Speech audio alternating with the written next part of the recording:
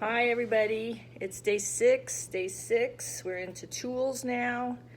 Um, we are now going to talk about sleep.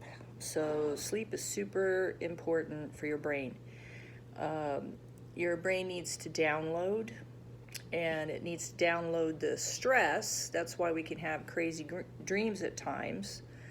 And one of the techniques I use in my therapy, and you can look for a therapist near you on Psychology Today, and you type in your zip code, and all these therapists will pop up. So if you want to actually talk to somebody, I'm doing phone consultations or phone sessions now.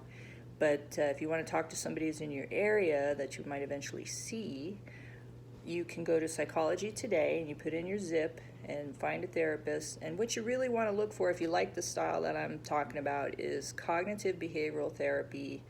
And then there's also EMDR. And the reason I brought EMDR up with sleep is because when we go to sleep, our brain downloads. So they suspect, and of course we don't understand everything about the brain. We don't understand everything about a lot of stuff. But we do know that when you go into a very deep sleep, your eyeballs go back and forth, and they create these little electrical pulses in your brain. And it's called REM, rapid eye movement. But you don't get into that phase of sleep if you're not really sleeping well and getting a good night's sleep. So we suspect that those little electrical pulses might be able to, remember I was telling you the left side's the logical side of the brain, the right side's the emotional side, and normally the blood flows like this, but we get stressed and it goes like this.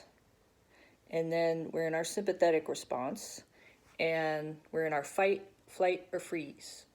And that doesn't give us a lot of choices that we might actually have instead. So you want to calm that down as soon as possible, and getting a good night's sleep will do that for you. And then you'll get into that REM.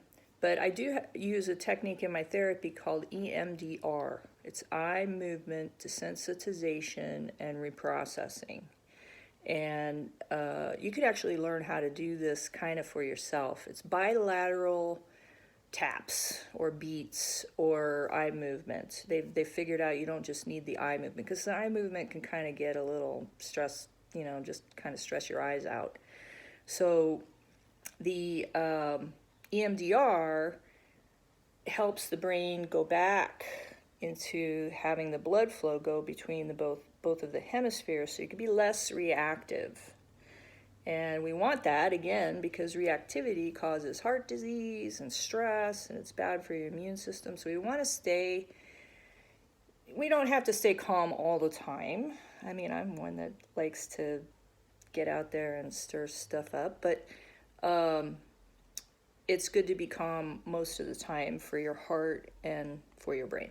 So if you are in a situation where you can't get good sleep, people will say, well, it's my job, or it's my cat, or my partner, or the kids. You gotta do something about that stuff. I know it's not easy, but put a blackout curtain in your room. Talk to your family about sleep. Tell them how important sleep is, and you can explain this to kids. I've done this with kids. When I was on the fire department, I took care of a lot of kids, and I told them, look, if you guys wake me up, one of you better be on fire or bleeding to death.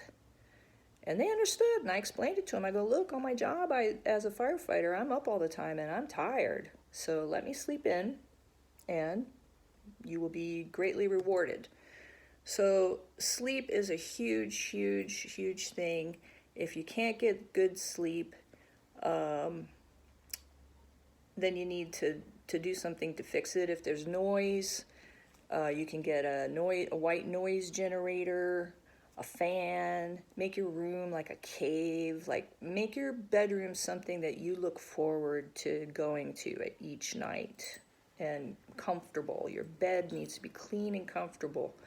So there's a thing called sleep hygiene. So if you don't have good sleep hygiene, you're going to feel it in your life. It's going to age you. It's going to cause you to have more stress. Another tool that I wanted to talk about is positive social support. We need positive social support, not just social support, but we need people that really know we're good and that we're trying to do our best, and that will build us up. Not just fluff us all the time, but really give us good feedback. And we know that they actually have our backs. Like, these are people that actually care about us and what happens to us. And if we don't get enough positive social support, this is what I'm worried about with this isolation, we will get depressed. And depression is a natural mechanism to help you die. I mean, you start to just lay around, you're not hungry, you don't eat, or you eat too much, or you're irritable and you're isolating more.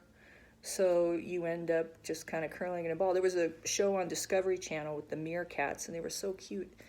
And the lead meerkat, this one lead meerkat of his tribe, he was kicking ass for his tribe, and he was getting all the good food sources and moving when they needed to move and having war when they needed to have war, and he was getting with all the lady meerkats and making all the babies.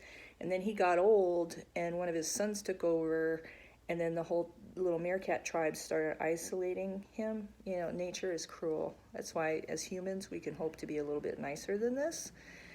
And you know, he died, and I cried. I've cried twice at that stupid show. I don't watch it anymore.